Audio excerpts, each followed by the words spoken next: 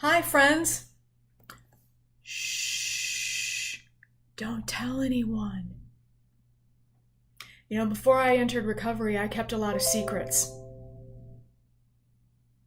Secrets about drugs, secrets about drinking, excessive drinking, drug abuse, secrets about the chaos in my life, secrets about physical abuse, about verbal abuse, secrets about sexual assault, secrets about teenage pregnancy, secrets, the most hurtful ones, were the secrets that I had to keep about how miserable, how lonely, and how afraid I was.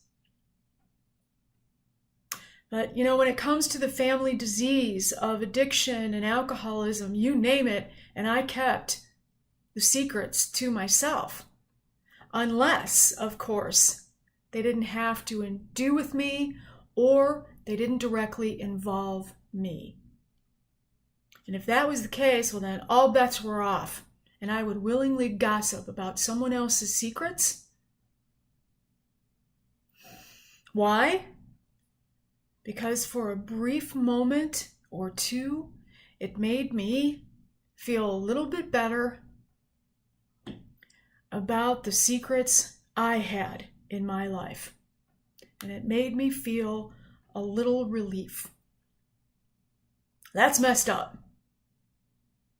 But the good part about it is that recovery for me is being a loved one, a family member or a friend of someone who is struggling with addiction or alcoholism.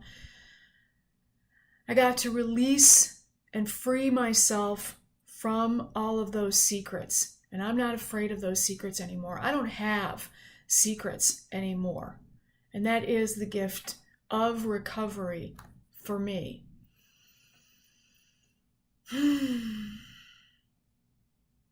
So how do I go about doing that? How do I get rid of those secrets? Well, it's definitely not easy. It wasn't easy at first because I had to learn how to trust. See, because part of my ability to keep a secret was a defense mechanism. It was a protective mechanism. Because when I was very small and I had been physically abused, and when I told the truth, when I was asked about what happened, I was called a liar. I wasn't believed. And that started a career of secret keeping that lasted over 40 years. I don't have secrets anymore. I don't need to keep secrets anymore. The other reason I kept all of those secrets was because it made it easier, because I wanted the outside world to see a different view than what was really going on. And those were learned skills from the family disease and out of the family disease of addiction and alcoholism. But recovery for me made it okay to not keep those secrets anymore, especially keeping from them myself. There's a saying in the recovery rooms of Alcoholics Anonymous that says, we're only as sick as our secrets.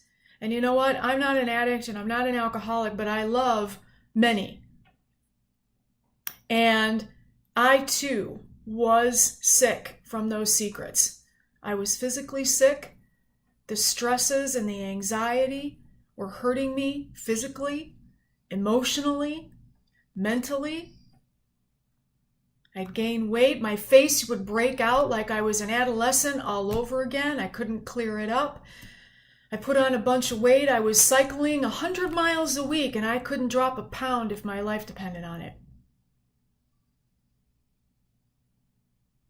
So what happened? Well, I mentioned I needed to rehabilitate my ability to trust. And one of them was I needed to learn how to identify and know who I can talk to and who I can't. Because not everyone is a safe haven. But in the rooms of recovery, gave me a support structure that allowed me to try that on. Because when you are in recovery and you are in the rooms of a recovery meeting, or you're talking one-on-one with a fellow friend who is in recovery, there is a code of ethics. And we have a moral obligation to ourselves and to those that are there with us, that whom you see here, and what goes on here, and what is said here, stays there. It doesn't leave the walls of the room. It doesn't leave the phone conversation. And I'm really, really grateful for that. Because actually what happened was it helped me to understand that I was not alone. And everything that I was feeling and all of those secrets that I was keeping was inherent. It is an inherent trait and characteristic of living among the family disease of addiction and alcoholism. I just don't need to suffer through it anymore. And that is the gift of what recovery continues to provide for me. Freedom from my secrets. I'm not afraid of them anymore, nor am I afraid of those who don't want me to talk about it.